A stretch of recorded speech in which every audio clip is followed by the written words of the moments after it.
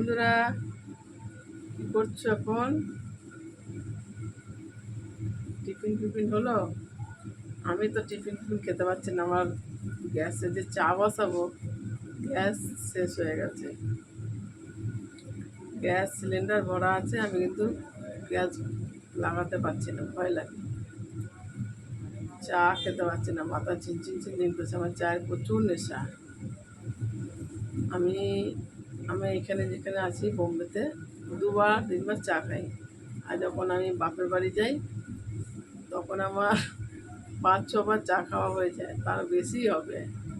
আমার মামা আছে, সে খুব চা বানায়, ঢোকে ঢোকে চা দেয়, চা খা তখন খুব ইচ্ছা করে, কেউ করে দিলে তো খুব ভালো লাগে না। আমার বাপের বাড়ি যখন যাই না, খুব আরাম পাই।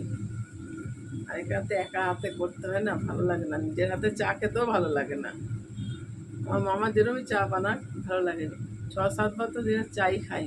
আর এখন একবার চা খেলাম না, মাথাটা আমার চিনচিন করছে, ভালো লাগছে না, খিটখিটে লাগছে মেজাজটা। ওই 9টার সময় আসবে তোমার দাদা কাছ থেকে, তখন গ্যাসটা লাগাবো। আমি লাগাতে পারি না, আমার ভয় লাগে। লাগাতে পারবো, কিন্তু আমার রিস্ক নিই না আমি গ্যাসে। বাবা, গ্যাস জিনিস তো, আমি গ্যাস নিজে লাগাই না।